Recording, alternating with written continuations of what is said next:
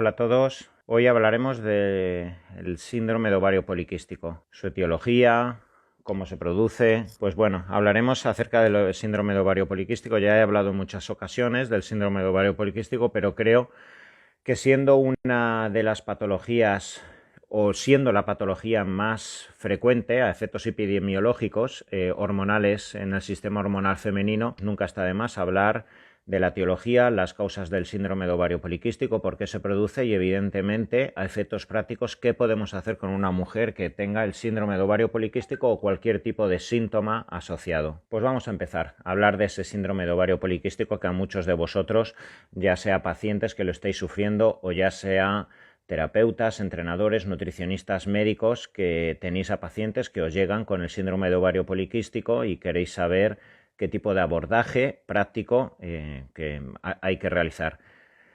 Lo más importante que quiero que entendáis, cualquier persona que vayáis a ver el directo, es que el síndrome de ovario poliquístico es la patología endocrina más prevalente actualmente en el mundo occidental en la mujer. Se trataría de un proceso en el cual las mujeres en edad fértil tienen una liberación demasiado exacerbada de andrógenos, de testosterona, lo cual va a dar la sintomatología típica de la mujer con un síndrome de ovario poliquístico. Ese exceso de testosterona generaría caída capilar de forma androgénica, tal y como la solemos tener los hombres, principalmente en la zona frontal y en la zona occipital. El exceso de testosterona ocasionaría en muchas de estas mujeres también acné quístico, piel seborreica, dermatitis seborreica. El exceso de testosterona también va a generar una acumulación típica de grasa en la zona abdominal, tal y como solemos acumular grasa los hombres.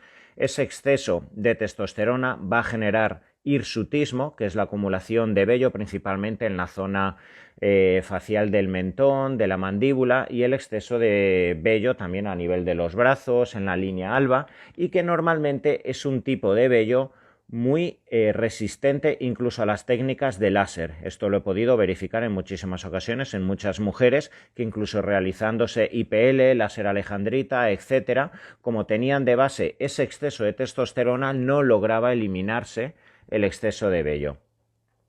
Entonces, tradicionalmente, la mayoría de los médicos, desde la universidad ya que se nos explica el síndrome de ovario poliquístico y la práctica totalidad de endocrinos, de ginecólogos, de dermatólogos, han abordado este síndrome de ovario poliquístico con exceso de testosterona con anticonceptivos. ¿Por qué? Porque los anticonceptivos tienen una función androgénica, o sea, antiandrogénica, que van a paliar esos efectos producidos por la testosterona. También se ha utilizado el finasteride, la espironolactona, que son antiandrógenos específicos que pueden evitar todos estos efectos producidos por el exceso de testosterona. Pero lo que necesito que entiendas es que, aunque el síndrome de ovario poliquístico se caracterice por un exceso de liberación de testosterona por parte de los pequeños quistes que se forman superficialmente en el ovario, la causa principalmente es metabólica. No se sabe del todo por qué se produce el síndrome de ovario poliquístico. Existen múltiples causas genéticas, existen causas epigenéticas, pueden existir causas asociadas incluso al embarazo de la mamá, donde quizá el feto ha estado expuesto a muchísima cantidad de insulina. Existen múltiples variables, pero lo que sí que es muy robusto en la literatura científica es que el síndrome de ovario poliquístico tiene un componente metabólico asociado a la resistencia a la insulina. Ese famoso proceso del cual, pues bueno, tanto yo como muchos endocrinos, médicos, nutricionistas, periodistas, hablamos cada vez más por la repercusión que esto tiene en el metabolismo y entre ello en los problemas que cada vez estamos viendo más en el funcionamiento de las hormonas sexuales en la mujer. Y todo ese síndrome metabólico y esa resistencia a la insulina que cada vez vemos más en mujeres, principalmente incluso en edad adolescente, en edad pediátrica, está condicionando ese síndrome de ovario poliquístico, endometriosis, infertilidad, incluso asociaciones a cánceres, a tumores hormonosensibles como el cáncer de mama o el cáncer de endometrio. Os voy a dejar, que lo tengo aquí anotado, ¿vale? Una serie de datos. ¿Vale? El síndrome de ovario poliquístico es la patología endocrina femenina más prevalente actualmente dentro de la sociedad occidental. Y esto es algo nuevo, porque hace 40-50 años prácticamente no existía síndrome de ovario poliquístico en nuestra sociedad avanzada. Esto ya te tiene que hacer pensar cómo en los hábitos que actualmente tenemos, esa resistencia a la insulina, el sedentarismo, el exceso de hidratos de carbono refinados, el exceso de comida industrial, el exceso incluso de fármacos y situaciones que puedan favorecer esa resistencia a la insulina, que tan prevalente es también en nuestro siglo XXI, en nuestra sociedad avanzada, está generando patologías metabólicas como ese síndrome de ovario poliquístico, y por eso prácticamente no hay reportes de alta prevalencia del síndrome de ovario poliquístico hace 50, hace 60 años. ¿Vale? Es un proceso asociado, vuelvo a repetir, a la sociedad occidental, con muy poca incidencia en la antigüedad. Actualmente se considera que entre el 10 y el 12% de mujeres en edad fértil tienen un síndrome de ovario poliquístico. Un síndrome de ovario poliquístico definido por las tres particularidades de las que ahora os voy a hablar. Para definir y tener un diagnóstico fidedigno del síndrome de ovario poliquístico tienen que existir tres signos, ¿vale? Tres datos positivos, pero actualmente se considera incluso dentro de la ginecología que el 25% de las mujeres a lo largo de su edad fértil, una de cada 4 van a tener fases de síndrome de ovario poliquístico e hiperandrogenismo. ¿Cuál es la incidencia del SOP en números según la sociedad latina frente a la europea? Me preguntas, Manuel. Pues claramente el síndrome de ovario poliquístico es más prevalente en Latinoamérica, y esto es algo tan simple porque la diabetes tipo 2 y la resistencia a la insulina son mucho más prevalentes en países como Colombia, como México, como muchos países como Brasil, países que se encuentran en Latinoamérica y donde existen tasas cada vez mayores de resistencia a la insulina, síndrome metabólico y diabetes tipo 2, procesos metabólicos patológicos asociados a este síndrome de ovario poliquístico, y esta incidencia es muchísimo mayor en toda Latinoamérica.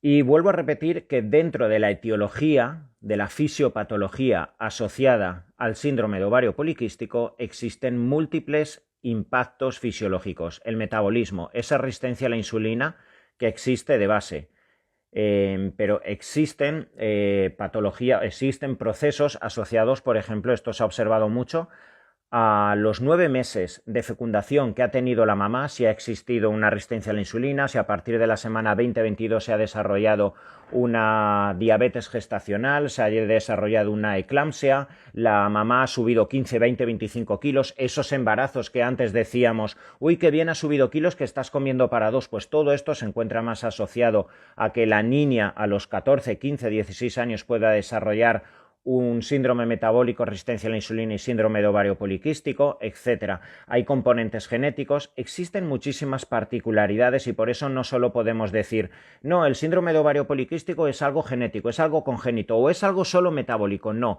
existen muchísimos condicionantes que pueden dar lugar a que esa niña a los 15 años, o muchas mujeres que quizá nunca han tenido un granito, nunca se les ha caído el pelo, y luego a los 30, a los 32 años, a los 33 años dicen, jolines, qué raro que ahora esté desarrollando acné quístico, acné juvenil, que me ha dicho mi dermatólogo que ahora tengo que tomar Rakutan a mis 34 años que estoy desarrollando acné, cuando siempre he tenido la piel lisa. Por eso, muchísimas mujeres, hasta una de cada 4, vuelvo a repetir, acaban desarrollando hiperandrogenismo y síndrome de ovario poliquístico a lo largo de toda su vida. ¿Cualquier tipo de SOP tiene asociado resistencia a la insulina? No, no todos. Por eso estoy diciendo que es una particularidad bastante extendida, y la práctica totalidad del síndrome de ovario poliquístico suele tener una resistencia a la insulina, pero también hay síndrome de ovario poliquístico asociado a una liberación de testosterona por parte de la cápsula suprarrenal, que quizá no tiene tanto vínculo a ese hiperinsulinismo, ¿vale? Entonces, por eso siempre tenemos que hablar de que es una patología multifactorial. ¿Cómo vamos a diagnosticarlo? O un ginecólogo, ¿cómo va a diagnosticar de forma fidedigna ese síndrome de ovario poliquístico? ¿Y en qué os tenéis que fijar? Si eres una mamá que ahora estás viendo este directo y quieres saber si tu hija tiene un síndrome de ovario poliquístico o tú estás desarrollando ciertos síntomas, te está saliendo acné, te está saliendo vello, y quieres saber si tienes un síndrome de ovario poliquístico, y saber luego posteriormente todas las herramientas de las cuales vamos a hablar, si las puedes incorporar. Deben de existir 2 de los 3 siguientes criterios positivos. una disfunción ovárica que genere alteración del ciclo menstrual o amenorrea. ¿Cuántas son las chicas a los 20, a los 22 años, a los 16 años que dicen, ostras, es que tengo el periodo menstrual cada 35 días, cada 38 días, cada 40 días, cada 45 días, me baja un mes sí, un mes no? Esto es muy típico en el síndrome de ovario poliquístico como consecuencia de que la relación de estrógeno, testosterona y progesterona no es la adecuada, y esto puede hacer que existan ovulaciones muy fuertes un mes, que otro mes no exista liberación adecuada de progesterona, etcétera. Todo esto puede dar lugar a que el sangrado en la menstruación sea muy elevado, o en el peor de los casos nos podemos encontrar con amenorreas, con chicas que pueden estar 5, 6, 8 meses, un año, año y medio, como me he encontrado en muchas ocasiones, mujeres que están ovulando, ¿vale? Y si tú te haces tu ecografía, se está viendo que claramente tienes ovulaciones, pero no menstruas. Y este es uno de los signos, las alteraciones en el ciclo menstrual que pueden existir en el síndrome de ovario poliquístico. Otro signo que podemos observar para realizar de forma correcta ese diagnóstico del síndrome de ovario poliquístico, una evidencia en la elevación de testosterona o de andrógenos. Una bioquímica, ahora os voy a explicar, que gira alrededor de esa inercia en la liberación de testosterona que va a ser la que finalmente va a dar esos síntomas en la mujer. Sería un aumento en la testosterona total, un aumento en la testosterona libre, un aumento en la androstenodiona, un aumento en la dehidroepiandrosterona sulfato. Esto principalmente nos indica que la liberación de testosterona viene por parte de la cápsula suprarrenal, y muy característico, una disminución de la SHBG, globulina transportadora de hormonas sexuales, característico del síndrome de ovario poliquístico porque este valor se encuentra muy disminuido. Y finalmente, el tercer criterio, recordad, 2 de estos 3 criterios cuando son positivos son sugestivos de la existencia de un síndrome de ovario poliquístico. Y el tercer criterio sería la existencia de más de 10 folículos por ovario, esto determinado evidentemente a través de una ecografía, ¿vale? Y normalmente en forma de collar de perlas, ¿vale? Entonces, normalmente cuando vas a ir a tu ginecólogo y hacia el día 10, 12 aproximadamente, donde se asume que ya estás en tu fase de ovulación,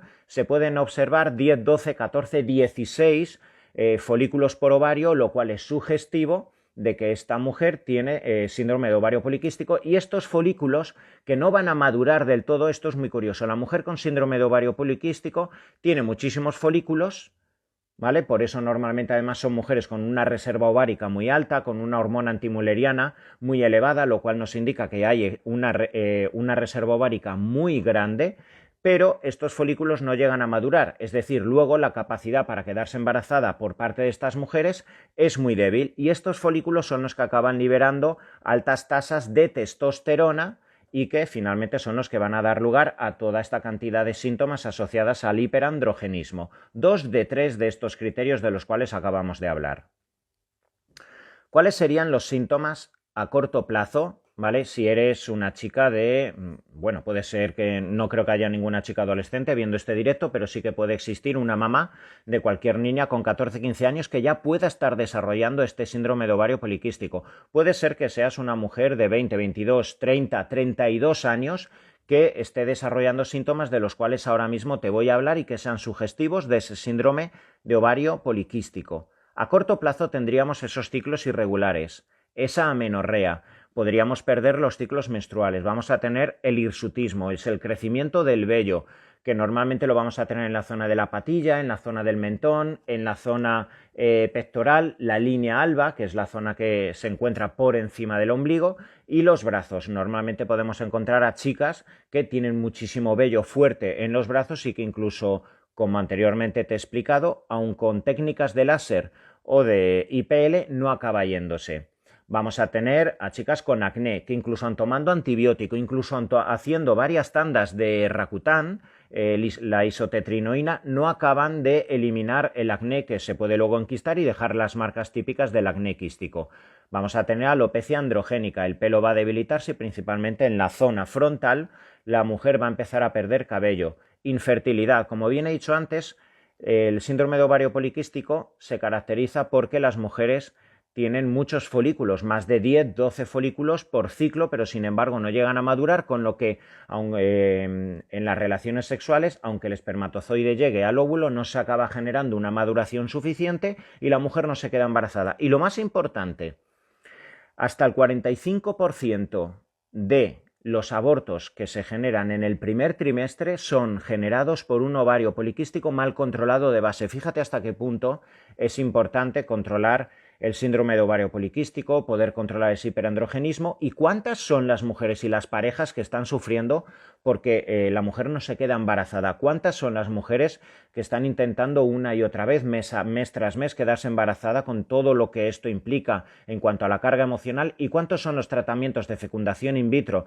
que se están generando, que cuestan en muchas ocasiones, si no hay un síndrome de ovario poliquístico bien controlado de base, que la mujer se quede embarazada. Incluso hasta el 45%, vuelvo a repetir, de estas mujeres que se quedan embarazadas en el primer trimestre acaban abortando porque este síndrome de ovario poliquístico no está bien controlado.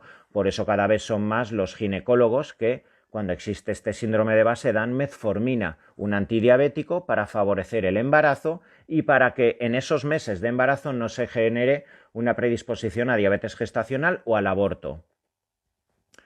Va a existir una disregulación de la glucosa en estas mujeres. Normalmente con síndrome de ovario poliquístico el control de la glucosa, de la insulina, no es correcto. Existe una dislipemia, mayor tendencia a colesterol elevado, LDL, triglicéridos elevados, hipertensión arterial, y algo muy característico del síndrome de ovario poliquístico es la acantosis nigricans, que es una especie de ennegrecimiento en algunas zonas, que, por ejemplo en la zona de la nuca, en la zona del codo, en algunas zonas donde la piel se ennegrece. Esto se denomina acantosis nigricans y se encuentra asociado a la resistencia a la insulina del síndrome de ovario poliquístico. ¿Y cuáles serían los síntomas a largo plazo por tener un síndrome de ovario poliquístico? Fíjate que la repercusión no va a ser solo a corto plazo, sino que van a existir procesos asociados a largo plazo. La diabetes tipo 2, fíjate, una mujer con síndrome de ovario poliquístico tiene entre 5 y 10 veces más posibilidades de acabar con una diabetes tipo 2 que una mujer que no tenga síndrome de ovario poliquístico.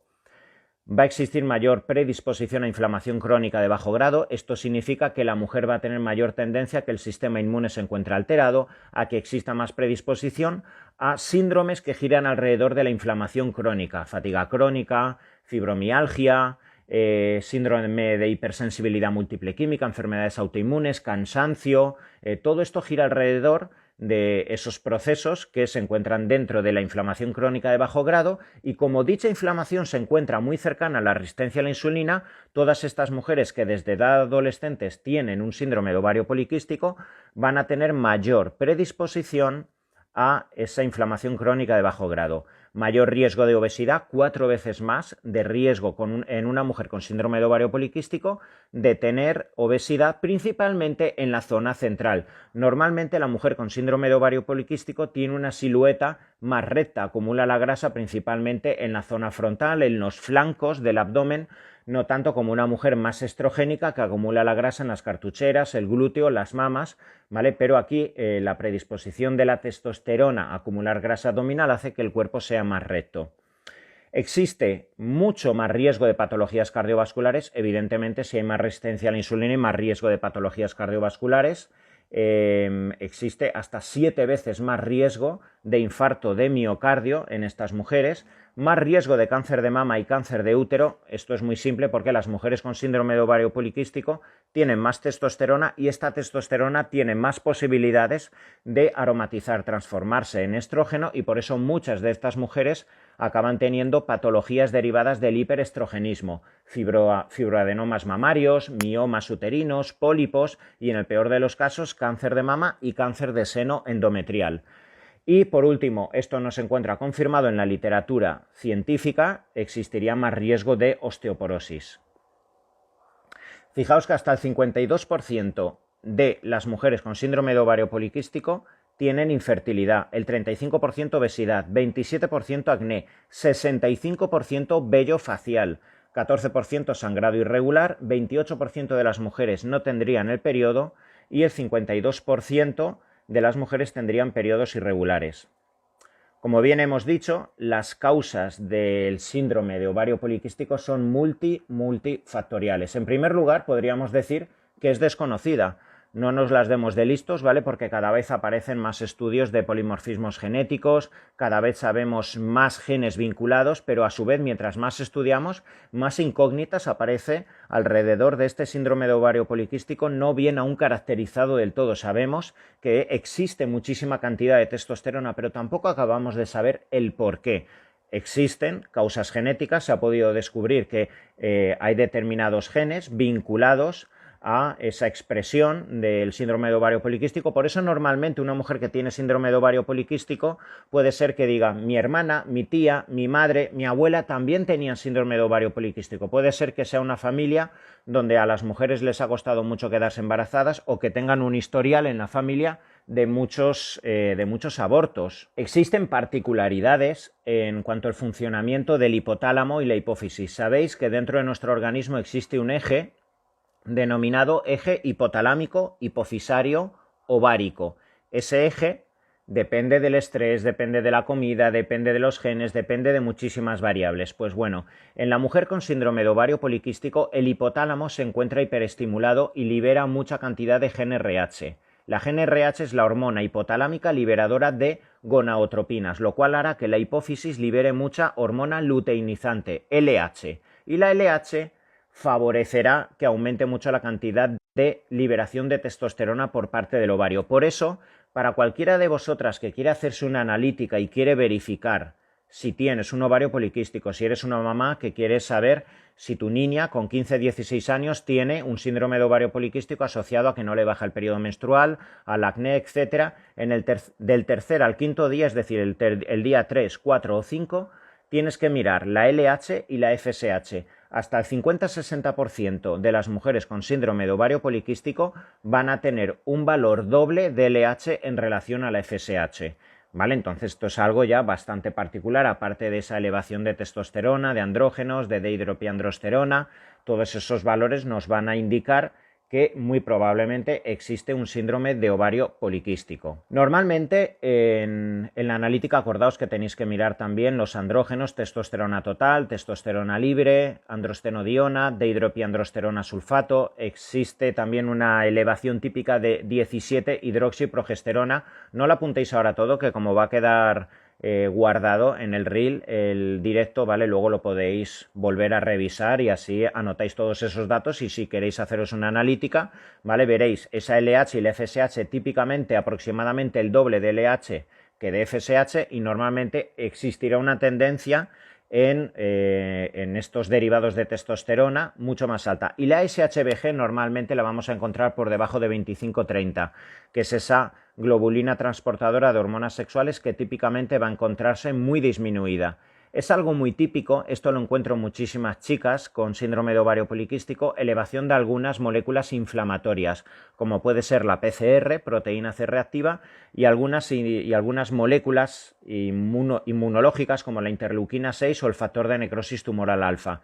Para eso, pues bueno, tenéis que buscar algún laboratorio específico que trabaje con perfiles linfocitarios, perfiles inmunes, ¿vale? Pero esto es muy típico y esto es lo que suele hacer que muchas mujeres con síndrome de ovario poliquístico estén cansadas, inflamadas, que les duele el estómago, que tengan permeabilidad intestinal y todas las comorbilidades asociadas a la inflamación.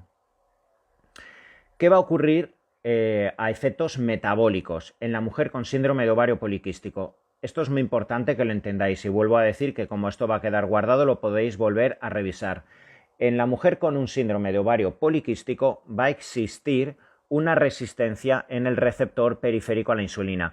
Ya sabéis que en nuestros músculos tenemos receptores a la insulina. Cada vez que tú comes carbohidrato, cada vez que también comes proteína, se genera esa elevación de glucosa y tu organismo, que tiende a la homeostasis, necesita liberar insulina por parte del páncreas para reclutar toda esa glucosa y transportarla al interior del músculo o al interior del hígado para formar el glucógeno muscular y glucógeno hepático.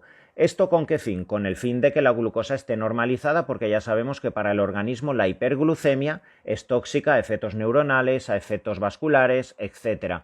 Entonces, cuando funciona bien el receptor periférico a la insulina, tú comes pasta, comes arroz, comes cualquier tipo de hidrato de carbono, existe una hiperglucemia acotada en el tiempo, liberas poca cantidad de insulina y la insulina transporta todo ese excedente de glucosa al interior de la musculatura. ¿Qué ocurre en una mujer con síndrome de ovario poliquístico ya en edades tempranas? ¿Vale? Por ese factor congénito, ¿vale? En niñas ya de 13, 14, 15 años, que cada vez que vayas a tomar el hidrato de carbono, el pan, el arroz, la pasta, etcétera, va a existir una subida de glucosa y como el receptor periférico a la insulina no funciona bien, tu páncreas va a tener que liberar ahora muchísima carga de insulina con tal de bajar la glucosa. ¿Y qué ocurre? Como tu receptor periférico a la insulina no funciona bien, la insulina va a transportar principalmente la glucosa a los adipocitos y como existe ahora un excedente de insulina, la insulina no es que ataque, sino que se une a receptores de otros órganos, como en este caso el ovario, porque a nivel del síndrome de ovario poliquístico el ovario tiene mayor afinidad por la insulina. Entonces nos encontramos con esta musculatura donde los receptores periféricos a la insulina no funcionan bien y cada vez que ingiere comida la niña, ya sea hidrato de carbono o proteína, existen oleadas de insulina que van a actuar sobre el ovario generando ese crecimiento de pequeños folículos que darán lugar luego a la liberación de testosterona. La insulina ya sabemos que es la hormona más anabólica que hay y es por ello que tantos tumores benignos, malignos o tantos síndromes de hiperestimulación se encuentran asociados a la hiperinsulinemia. Y en cierto modo, sería la verdadera causa, con esos condicionantes genéticos, epigenéticos, etcétera, que se encuentran asociados al síndrome de ovario poliquístico. ¿Te das cuenta cómo, a pesar de que en el síndrome de ovario poliquístico existen síntomas y signos que pueden ser pues muy angustiosos para una mujer, como la caída del cabello, como la menorrea, como la incapacidad para quedarse embarazada, el acné, que puede desfigurar literalmente a una mujer si tenemos un acné quístico muy agresivo? ¿Te das cuenta cómo no podemos ser reduccionistas e inmediatamente dar simplemente antiandrógenos, pastillas para bajar la cantidad de testosterona o Rakutan, que tiene efectos secundarios a nivel hepático, a nivel articular, a nivel del colágeno, etcétera? Tenemos que ir a la causa. Y si ya sabemos que principalmente las mujeres con síndrome de ovario poliquístico tienen un componente metabólico asociado a la resistencia a la insulina y esa hiperinsulinemia es la que está generando que en cada ciclo tu ovario genere una expresión de 10, 12, 14 folículos que son los que liberan testosterona, vale, si en algún momento hay que dar anticonceptivo se da o algún antiandrógeno. Yo en muchas ocasiones lo tengo que dar a muchas mujeres cuando veo que es incontrolable la situación, pero vamos a intentar también atacar junto a nutrición, junto a deporte, junto a todas las herramientas de las cuales ahora vamos a hablar, para ir solventando paralelamente esa resistencia a la insulina, que es la que finalmente genera ese síndrome de ovario poliquístico. ¿Hasta aquí tenéis dudas? ¿Me queréis preguntar algo acerca de la fisiopatología de la resistencia a la insulina?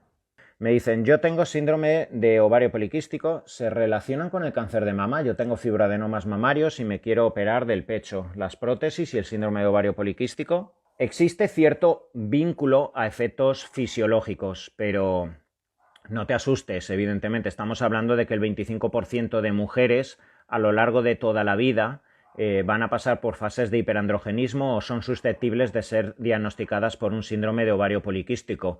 Imagínate que una de cada 4 mujeres tiene a lo largo de su vida síndrome de ovario poliquístico y ni de lejos. Esta es la epidemiología asociada al cáncer de mama y cáncer de útero. Los tumores son multifactoriales y solo uno de los factores sería el hiperandrogenismo, que sobre todo en mujeres con síndrome de ovario poliquístico y porcentaje de grasa muy alto, lo cual generaría una tendencia a la aromatización de esa testosterona y mayor oleada de estrógeno, podría ser uno de los factores, pero ni de lejos, ¿vale? Te quedes con el pensamiento de que por tener síndrome de ovario poliquístico vas a tener cáncer de mama y por supuesto que puedes operarte y ponerte tu prótesis, no vas a tener absolutamente ningún tipo de problema. ¿Puedes tener síndrome de ovario poliquístico y no tener quistes en los ovarios? Por supuesto, y este es uno de los grandes problemas a la hora de realizar un diagnóstico efectivo, ¿vale? En muchas ocasiones una mujer tiene sintomatología, tiene elevaciones de testosterona y mes tras mes va al ginecólogo o va a diferentes ginecólogos y en la ecografía no se pueden observar los quistes. Dices, pero claramente existe un hiperandrogenismo, no se queda embarazada, tienes acné, etcétera, y se ve claramente en las analíticas. Por eso es un síndrome que en muchas ocasiones es bastante dificultoso a la hora de poder diagnosticar. hablaríamos ahora un poco de la terapéutica, luego volveremos a las preguntas, pero sobre todo lo que quiero que entendáis, ¿vale? Aquí tenía un cuadradito preparado, ¿vale? Donde he puesto absolutamente todas las particularidades que en la literatura científica se encuentran asociadas al síndrome de ovario poliquístico, teniendo en cuenta que el síndrome de ovario poliquístico tiene esa base asociada a la resistencia a la insulina, lo cual genera síndrome metabólico. El síndrome metabólico es el síndrome caracterizado por una tendencia a la diabetes tipo 2, caracterizado por una acumulación de grasa abdominal y a partir del cual se generan muchas de las patologías metabólicas que actualmente nos están azotando en el siglo XXI. ¿Vale? Tendríamos como patologías asociadas al síndrome de ovario poliquístico la fibromialgia, el síndrome de fatiga crónica, como síndromes o patologías asociadas a la inflamación que ya os he comentado antes, que se encuentra ligada al síndrome de ovario poliquístico, la diabetes, la enfermedad cardiovascular, enfermedades degenerativas, hígado graso como consecuencia de la acumulación de grasa visceral, enfermedades autoinmunes, disfunción sexual. ¿Vale? Existen muchísimas mujeres que evidentemente como consecuencia de oleadas de estrógeno, de testosterona, de progesterona, etcétera, su libido, su impulso sexual, su capacidad para quedarse embarazada, todo lo que gira alrededor de la esfera sexual puede verse perjudicada. Hipertensión, alteración del perfil lipídico, colesterol, HDL, LDL, triglicéridos, enfermedades o patologías emocionales. Evidentemente, todas estas subidas de testosterona, de ahora bajada de estrógeno, etcétera, esto hace que muchísimas mujeres, es que si ya la mujer tiene fluctuaciones emocionales asociadas al ciclo menstrual de 28 días porque pasamos por fase menstrual, por fase folicular, ovárica, fase lútea, etcétera, imaginaos si encima tienes oleadas de testosterona 4 o 5 veces más altas que en relación al resto de mujeres, pues esto puede afectar mucho a efectos psicológicos. Endometriosis, el cáncer de mama, cáncer de útero, que no es una clara relación, simplemente es un factor asociado. Cálculos renales hepáticos. Fijaos si es importante que entendamos que un síndrome de ovario poliquístico única y exclusivamente no puede ni debe ser abordado con farmacología antiandrogénica, sino que debemos hacer un diagnóstico y un tratamiento integral. Pasaríamos al abordaje metabólico.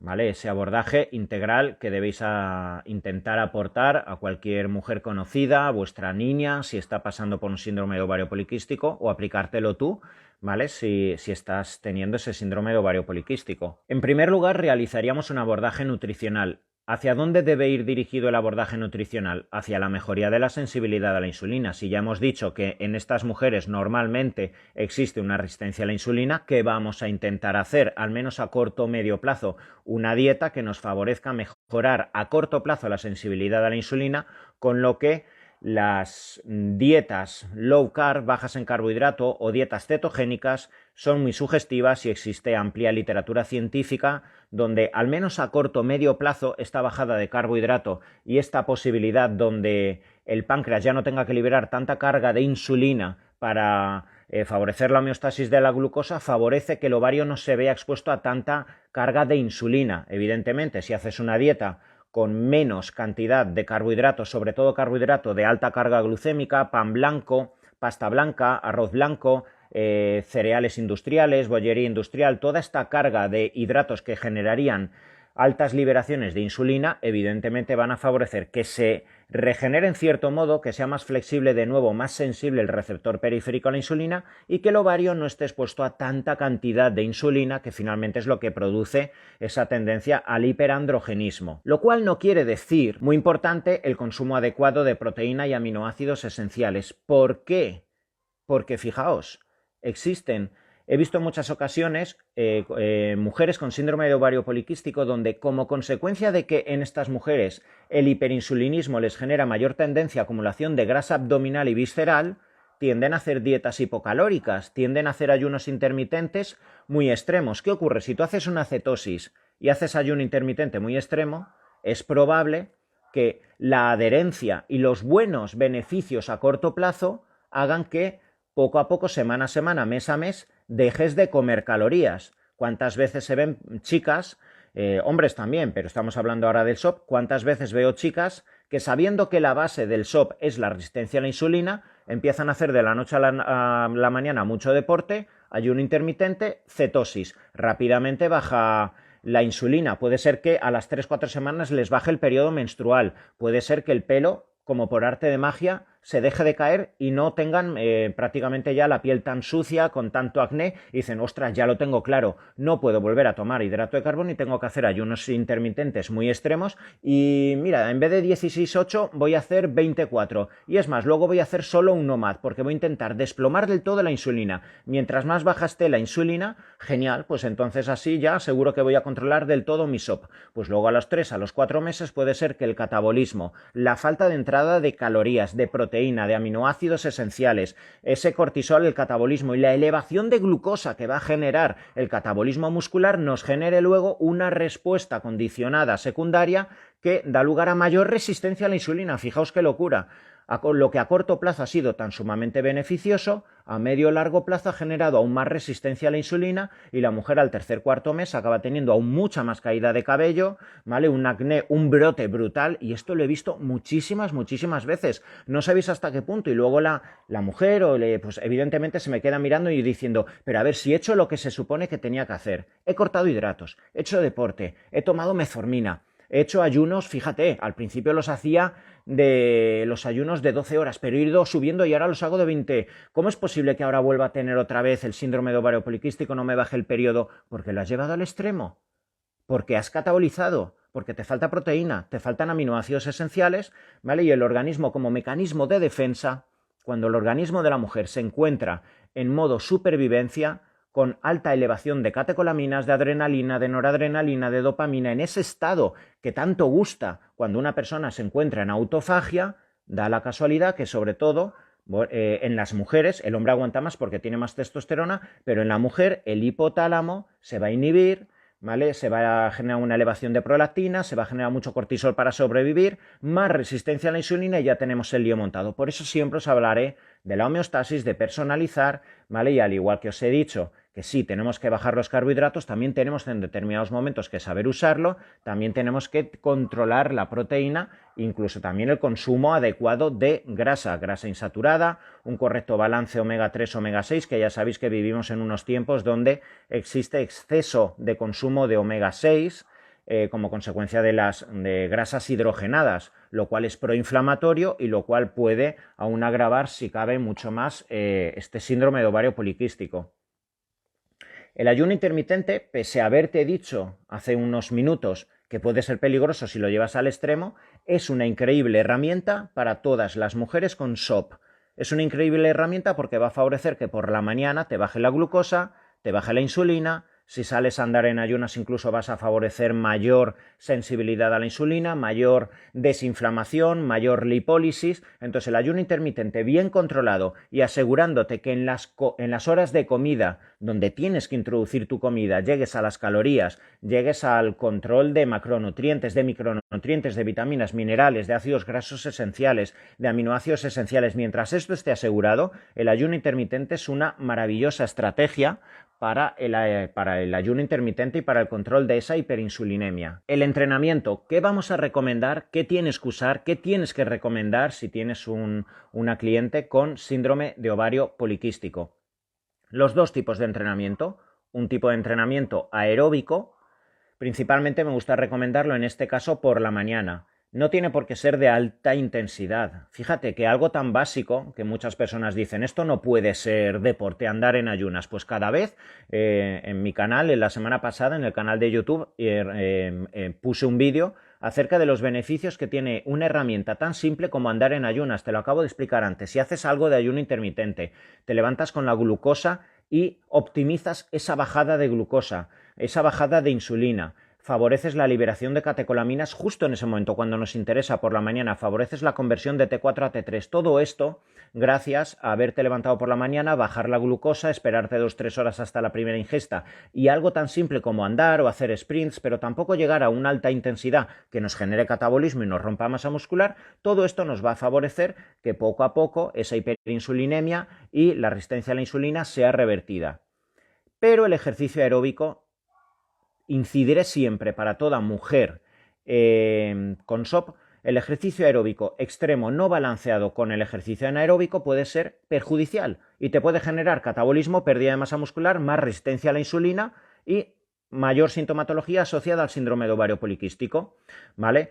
Esto ya no solo para el SOP. ¿Cuántas veces habréis visto a mujeres que obsesionadas quizá por bajar peso, obsesionadas por quitarse la barriga abdominal, la grasa abdominal y visceral, incluso obsesionadas por mejorar su salud porque tienen el colesterol alto, hipertensión, hiperglucemia, etcétera, no paran de hacer aeróbico, corren todos los días 1 hora, hora y cuarto, el fin de semana se hacen tiradas de 3 horas con la bicicleta, etcétera? ¿Y qué ocurre? Como estás rompiendo masa muscular, solo falta que hagas ayuno intermitente y cetosis muy extrema y no estés adaptada, y como ya se te ocurra tomar metformina, pues eres una persona que te estás machacando y te estás rompiendo sin parar tu masa muscular. Esto que va a generar que en cuanto tomes mínimas cargas de hidrato de carbono o de proteína, tu páncreas va a tener que liberar tanta insulina que con lo poco que comas ya tienes hiperinsulinemia. Fíjate qué drama.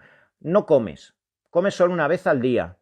Te hinchas a fármacos para intentar que te sensibilice la insulina. No paras de hacer deporte, no paras de analizar todo y de intentar hacer todo lo que tienes que hacer para hacer un SOP, y justo las herramientas que se supone que te tienen que ayudar te están generando más SOP, más exacerbación de los síntomas, y ya vas por 3 intentos de fecundación in vitro con 20.000 euros gastados y ya no sabes qué hacer. Por mucho que te metan hormonas, estrógeno, progesterona para quedarte embarazada, etcétera, nada de esto te va a valer si no arreglas tu metabolismo de base en un síndrome de ovario poliquístico.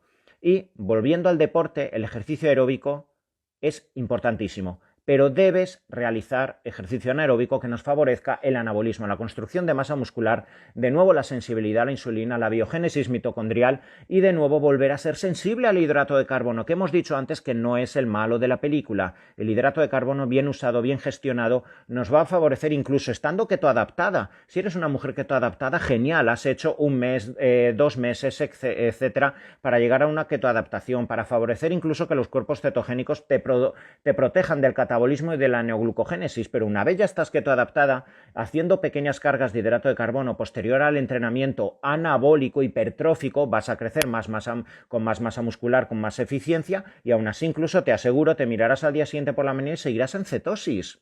¿Vale? Esto ocurre constantemente y lo veo con muchísimas pacientes en las que inicio ese plan de ketoadaptación con más aeróbico, ejercicios más funcionales. A partir de la 5ª-6ª semana vamos iniciando ejercicio más hipertrófico con cargas y es increíble, se van mirando sus cuerpos cetogénicos y están en 0,7, 0,8, ¿vale? Y no salen de ahí, incluso a pesar de sus cargas glucémicas, ya no les dan luego las hipoglucemias reactivas tras introducir el hidrato de carbono. Además, estas mujeres normalmente con las cargas de hidrato de carbono les suele introducir 5-HTP, que es el triptófano, para elevar la serotonina, con lo que hay más estabilidad emocional, ¿vale? Y más adherencia al estilo de vida que estamos buscando, no a las herramientas espartanas, dogmáticas y reduccionistas que mucha mujer puede suponer, decir, vale, para ser mamá tengo que hacer esto, pero esto es horrible para mi vida a largo plazo. No, estamos buscando un estilo de vida, y aquí el ejercicio aeróbico combinado con el ejercicio anaeróbico hipertrófico junto a una dieta adecuada nos va a favorecer a medio o largo plazo esa sensibilidad a la insulina y que el hiperinsulinismo no ataque o no genere que el ovario libere esas cargas de andrógenos. Y muy importante, si hablamos de deporte, descansa. Tienes que aprender a descansar, tienes que aprender a reconciliarte con tus biorritmos, tienes que favorecer que por la noche puedas liberar serotonina, melatonina, hormona de crecimiento, que se genere una actividad de tu sistema nervioso parasimpático, para que posteriormente ese entrenamiento que tú has hecho favorezca el anabolismo. De nada me sirve que todos los días hagas CrossFit y que digas, es que me encanta, es que no puedo estar sin entrenar CrossFit porque me da la vida. Vale, genial, si a efectos neuronales no necesitas o a efectos emocionales bien, pero que sepas que el precio a pagar quizá es que como no descansas suficiente tienes que liberar cortisol, y el cortisol es quizá uno de los mayores enemigos en la mujer con SOP, porque el cortisol genera hiperglucemia, genera catabolismo, rompe masa muscular, genera resistencia en los receptores periféricos a la insulina, y esto va a hacer que luego posteriormente la mujer pues tenga ese hiperandrogenismo. ¿Vale? Entonces, luego no nos vale simplemente al anticonceptivo. No, y tú sigues haciendo CrossFit, machacándote tu masa muscular, y cuando después de 10 años te quites el anticonceptivo, ¿qué pasa? Como he visto muchas mujeres, yo he llegado a ver casos de mujeres que fueron diagnosticadas con 18, con 19 años de un SOP, y luego a los 31, 32 años, porque quieren ser mamá, quitarse el anticonceptivo, quitarse el famoso Diane, por ejemplo, ¿vale? Yo literalmente he visto mujeres en 3-4 meses prácticamente quedarse calvas. calvas literalmente. ¿Por qué? Porque la liberación de testosterona, de androstenodiona, ha sido tan brutal al quitar el Diane, que como esa mujer durante esos 11-12 años no se había preocupado de su metabolismo, que sigue estando ahí, ese condicionante congénito hacia la resistencia a la insulina, como esa mujer durante todos esos años no se ha preocupado en qué comer, en qué deporte hacer, etc. Es más, como el Diane es antiandrógeno y ahora no es que le deje con los niveles adecuados de testosterona, se los tumba al suelo, con lo que la capacidad anabólica de esa mujer ya se ha reducido a 0. Entonces, ¿qué va a ocurrir? Pues que cuando se quita luego el anticonceptivo a los 12 años, la subida de testosterona es tan exacerbada que es que se le cae el pelo, le salen muchísimos granos y evidentemente luego la capacidad para quedarse embarazada en esa mujer pues va a costar mucho. Muy importante gestión del descanso y del estrés, por eso los adaptógenos como la ashwagandha, como la rodiola nos pueden venir muy bien, el 5-HTP, que es ese triptófano, ¿vale? Que a mí me gusta introducirlo mucho con las cargas de hidrato de carbono para favorecer que la insulina transporte el triptófano a través de la barrera hematoencefálica, ¿vale? Para llegar al cerebro y elevar la serotonina y que la mujer esté más estabilizada, el GABA o el magnesio por la noche para favorecer que el sistema nervioso esté más relajado. Y luego finalmente, esto es algo que a mí me gusta usar mucho, ¿vale? Estamos hablando de la alimentación, estamos hablando del deporte, estamos hablando del descanso, del sueño, pero en todo momento estamos hablando de que estas herramientas van dirigidas a mejorar la sensibilidad a la insulina. Es por ello que podemos recurrir a sensibilizadores a la insulina, como el mioinositol. Fijaos que el mioinositol es un sensibilizador a la insulina brutal para estas chicas que tienen SOP y favorece que el receptor que tenemos a nivel ovárico en las mujeres con SOP no sea tan hipersensible a la insulina y muchísimas mujeres con el mioinositol logran estabilizar muchos de los síntomas. Es tan incluido el mioinositol y es tan robusta los estudios y la literatura científica que hay alrededor del uso de mioinositol para el SOP que yo prácticamente en todos los suplementos que ahora veo que los ginecólogos dan a las mujeres 3-6 meses antes de que se queden embarazadas, todos estos suplementos llevan mioinositol, suelen llevar ácido fólico, omega 3, pero prácticamente todos llevan mioinositol para que en mayor o menor medida, aunque no te hayan diagnosticado de un síndrome de ovario poliquístico, se esté regulando esa sensibilidad a la insulina y se favorezca el posterior embarazo. Tendríamos la famosa berberina, pero sí que es verdad que si te quieres quedar embarazada no te lo recomiendo, ¿vale? Porque la berberina ha demostrado, bueno, en pocos estudios, pero bueno, mejor no jugársela, que algunas mujeres embarazadas han sufrido de abortos espontáneos. Entonces, bueno, si te quedas embarazada, lo estás usando con ese fin, pero luego llega la quinta, sexta semana, pues lo has estado usando hasta que ya sabes que estás embarazada. Entonces, la berberina te puede venir muy bien porque es un grandísimo sensibilizador a la insulina, es un principio activo muy similar a la metformina, pero si te estás intentando quedar embarazada no lo uses. El ácido alfa-lipoico y finalmente si estas estrategias naturales no te sirven, ya nos iríamos a fármacos que fijaos en Estados Unidos las guías ginecológicas dirigidas a mejorar la sintomatología alrededor del síndrome de ovario poliquístico nos indican que la primera línea de acción farmacológica debe ser ya más la metformina que los antidiabéticos. La metformina ya es el fármaco más usado antes que los anticonceptivos como abordaje terapéutico del SOP. Lo cual no quita que no vayamos a usar antiandrógenos, ¿vale? O sea, yo cuántas veces, incluso a lo mejor a corto plazo, yo lo he usado con chicas. Oye, si tengo una chica con 15 años que está teniendo bullying en el colegio, le da vergüenza salir con sus amigas porque se le cae mucho el pelo, porque tiene mucho acné, porque no para de ir todos los meses a hacer su sesión de láser alejandrita y aún así no se le va el vello, ¿qué necesidad hay de decirle a la niña que tenga paciencia, que espere 8 meses para que poco a poco la sensibilidad a la insulina vaya mejorando? Si hay que dar un anticonceptivo 6 meses, si hay que tomar un antiandrógeno como la flutamida, la espironolactona, el finasteride, son fármacos que van al menos a bloquear a corto plazo la testosterona, pues se da y no pasa nada y de esa forma, ¿vale? Al menos favorecemos que el estatus emocional de la persona, de la mujer que lo puede estar pasando muy mal, sea balanceado. Bueno, hasta aquí habríamos hecho pues toda la explicación de qué es el síndrome de ovario poliquístico, la epidemiología, pues bueno, la causa y la fisiopatología que gira alrededor, la etiología y el abordaje integral tanto a través de fármacos como a través de deporte, de nutrientes, etc. ¿vale? Entonces, bueno, vamos a hacer unos minutitos de preguntas y respuestas, si os parece, ¿vale? Y nada, vamos solventando dudas.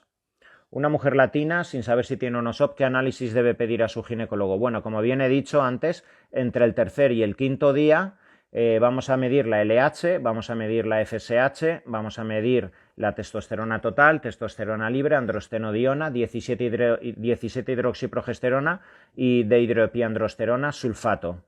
Bueno, y la insulina, evidentemente, en ayunas y la glucosa, ¿vale? Para saber ese componente metabólico. Si me estáis preguntando acerca de tener cita conmigo, pues si queréis me escribís por privado ahora en Instagram, ¿vale? Y nada, me dejáis vuestro email o vuestro teléfono y se pondrá, y yo lo pasaré a dirección, ¿vale? Yo estoy en Valencia de forma presencial, ¿vale? Pero bueno, tanto yo como mi equipo atendemos a personas, a chicas de todo el mundo, ¿vale? A través de videollamada. Eso no hay ningún tipo de problema, ¿vale? Me podéis escribir si queréis por privado y dejando vuestro teléfono de contacto y el email y yo mañana lo paso a dirección. Vale, acerca de todo lo que hemos estado hablando, ¿más dudas? Chicos y, bueno, chicas y chicos, ¿vale? Que evidentemente creo que también para todo hombre entender una patología que le puede tocar a vuestra niña, a vuestra mujer, a vuestra hermana, a vuestra prima o cualquier entrenador o nutricionista que me esté siguiendo, creo que es bastante importante conocer todo lo que gira alrededor del SOP. ¿Necesariamente el SOP siempre está relacionado con la resistencia a la insulina? No, no siempre está relacionado con la resistencia a la insulina. Esta es una de las, pues bueno, de las paradojas, ¿vale? O pues bueno, de las circunstancias que giran alrededor del SOP, que no todo está definido, que hay variables asociadas a que el hipotálamo, sin saber por qué, se encuentre hiperestimulado y produzca esa hiperestimulación en la liberación de GnRH y LH por parte de la hipófisis. Pueden existir alteraciones en algunos genes que condicionan la aromatización del ovario. Puede ser que el síndrome o el hiperandrogenismo sea adrenal, como consecuencia de que la cápsula suprarrenal libera mucha dehidroepiandrosterona, ¿vale? Pero yo diría que prácticamente siempre existe algo de resistencia a la insulina.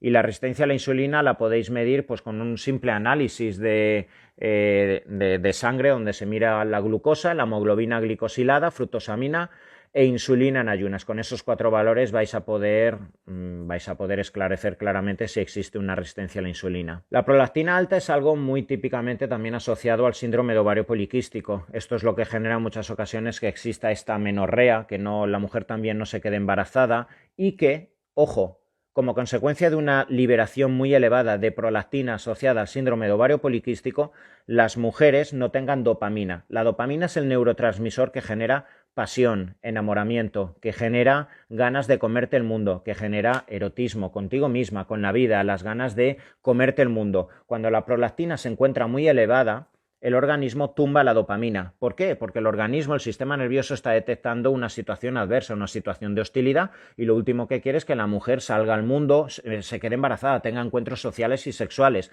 Por eso tumba la dopamina. Esto es lo mismo que ocurre en una mujer en la depresión posparto. Como consecuencia de la elevación de prolactina se tumba la dopamina y la mujer tiene esa llamada depresión posparto, que es una situación fisiológica. Al igual que en muchas mujeres con síndrome de ovario poliquístico existe cierta depresión, melancolía, fluctuaciones emocionales asociadas a la elevación de prolactina y que, bueno, relativamente tiene fácil curación. Durante el embarazo es normal todo lo que esté debajo de 140 de azúcar. Hombre, pues yo te invitaría a que esos niveles de azúcar estuvieran por debajo de 110 más que de 140 de azúcar en ayunas, ¿vale? Entonces, normalmente a partir de la semana 20-22 ya de por sí la mujer que está embarazada desarrolla cierta resistencia a la insulina y cada vez son más las mujeres que están desarrollando diabetes gestacional, lo cual genera muchas niñas que luego en el futuro van a tener predisposición a SOP, resistencia a la insulina, diabetes, obesidad,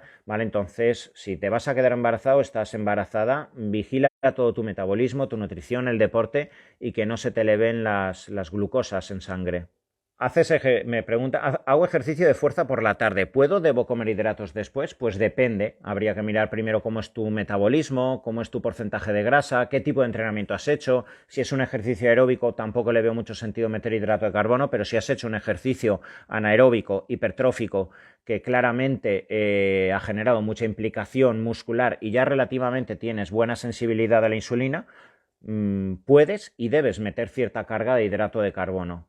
¿Qué tan complicado sería la fertilidad con SOP, prolactina alta y 36 años? Pues no tiene por qué ser complicada, trabajando bien, ¿vale? Con deporte, con una preparación previa integral, con todas las herramientas de las cuales hemos estado hablando. Con 36 años aún debe existir una reserva ovárica. De hecho, la reserva ovárica con 36 años en una mujer con SOP es mayor que el resto de mujeres con SOP, ¿vale? Entonces todo bien regulado, no debe haber ningún tipo de problema. ¿Una niña de 15 años puede hacer ayuno intermitente para prevenir SOP? Puede hacerlo, pero no lo recomendaría de 16 horas. Simplemente con 13-14 horas es más que suficiente. Eso le permite hacer 3-4 comidas a lo largo del día. Es algo tan simple como cenar la noche de antes y al día siguiente levantarse, irse en ayunas al cole y en la hora del almuerzo a las 10:30-11 ya hacer en el colegio ya su primera ingesta y ya hemos conseguido sus 14 horas de ayuno, hemos logrado bajar la glucosa, la insulina, hemos hiperactivado en cierto modo el sistema nervioso para que exista más foco cognitivo en clase, con lo que no habría ningún tipo de problema. Una chica con síndrome de ovario poliquístico, me pregunta a su esposo y le ha surgido un quiste y le han dado anticonceptivos. Sí, esta es una de las estrategias que a corto plazo os decía que tiene sentido el uso de anticonceptivos. Sí, vamos a intentar bajar rápidamente la testosterona, controlar el hiperestrogenismo que probablemente ha generado ese quiste y bueno, pues a los 3-4 meses yo lo que haría idealmente es introducir todas estas pautas de las cuales hemos estado hablando ahora para que cuando se retire ese anticonceptivo no exista otro rebote. ¿Cuántas veces, claro, tomas el anticonceptivo y está regulada la endometriosis, los pólipos, los miomas, los sangrados, los quistes, luego quitas el anticonceptivo y otra vez se dispara todo? Porque de base lo que te ha generado en su día un quiste, si tú no lo has solucionado, va a volver otra vez de nuevo. Previo a realizar ejercicio aeróbico, debería tomar aminoácidos. No tiene mucho sentido previo a un ejercicio aeróbico porque bueno, lo que buscamos con el ejercicio aeróbico es promover la lipólisis, ¿vale? Entonces, teniendo en cuenta que los aminoácidos esenciales, gracias a la leucina, generan cierta liberación de insulina, no tiene mucho sentido previo al ejercicio aeróbico introducirlos, quizá posteriormente. Embarazo a los 46 años, ¿es arriesgado?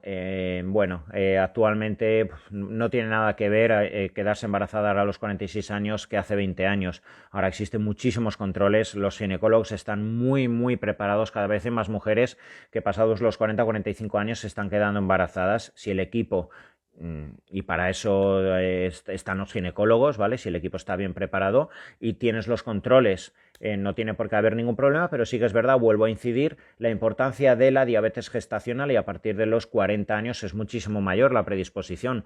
Contrólate, controla la nutrición, el deporte lo puedes hacer hasta el último mes prácticamente y no tiene por qué haber ningún problema. TSH en 3,77 y me dicen que está bien, pero yo no me encuentro bien, además no bajo. Vale, bueno, de esto he hablado constantemente, tenéis muchísimos vídeos, muchísimas infografías hablando de lo que se denomina el hipotiroidismo subclínico. El hipotiroidismo subclínico sería aquel en el cual existen ciertos síntomas asociados al hipotiroidismo, como la retención de líquido, el sobrepeso, cansancio, cabello frágil y deshidratado, seco, ¿vale? Pero tu TSH aún no se encuentra por encima de 4,5-5, ¿vale? Pero si asumimos que una TSH en una persona joven tiene que estar por debajo de 2, máximo 2,5, pues bueno, ¿qué ocurre con todas las personas que tienen una TSH de 3, 3,5, 3,77, 4,1 y que tienen estos síntomas? Pues probablemente entran dentro del síndrome de hipotiroidismo subclínico,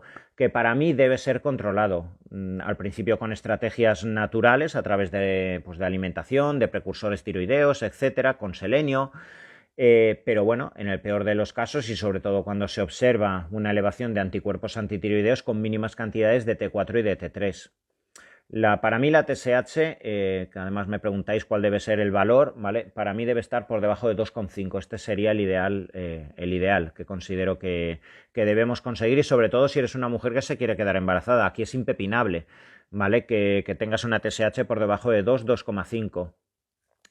El SOP produce fibromas en los pechos, puede ser una de las causas que favorece todo crecimiento de una estructura hormonosensible, ¿vale? Entonces, por eso antes los fibroadenomas de los cuales os he hablado, quistes, calcificaciones, miomas, pólipos, endometriosis y en el peor de los casos cáncer de mama o de útero tendrían cierto vínculo, que no por ello un síndrome de ovario poliquístico te va a generar un fibroadenoma, pero bueno, es una causa que suma. Valores de anticuerpos antitiroideos anormales, pues todo aquel que se encuentre por encima del máximo asumido por el laboratorio. Normalmente pues hasta 30-35 es lo que los laboratorios nos indican como máximo de los TPO, antiperoxidasa, ¿vale? Los diversos anticuerpos que hay antitiroideos y bueno, pues a partir ya de 40-50 ya se suele asumir como un positivo. Yo he llegado a ver valores de 1000, 2000 hasta 5000, una barbaridad, ¿vale? Y aquí existe mucho vínculo también con el sistema intestinal, la somatización, los conflictos emocionales, el cansancio, etcétera. Pues hasta aquí habríamos llegado, lo podéis volver a ver, a dejar, a tomar todas las notas, a preguntarme algo si no os ha quedado claro. Bueno, espero haberos ayudado, ¿vale? Para mí el síndrome de ovario poliquístico, como bien he dicho antes, es una patología cada vez más prevalente y que está aumentando muchísimo de forma epidemiológica en los últimos años. Yo hace 10-15 años, cuando me encontraba en mis primeros años de consulta, bueno, veía algún SOP, pero es que ahora es alarmante. Es que es alarmante la de chicas que veo con síndrome de ovario poliquístico, cada vez veo más mujeres con infertilidad, cada vez veo más mujeres con necesidad de tomar para regular sus ciclos hormonales el anticonceptivo, que cuando es necesario, pero que puede fastidiar o empastrar más que otra cosa, ¿vale? Entonces, para todas las chicas que me habéis estado viendo, para todas las mujeres que tengáis una niña en esa edad adolescente o para todos los médicos, nutricionistas, preparadores físicos que hayáis estado viendo esto y queréis ayudar a vuestras clientes, ahí lo dejo. Gracias a todos.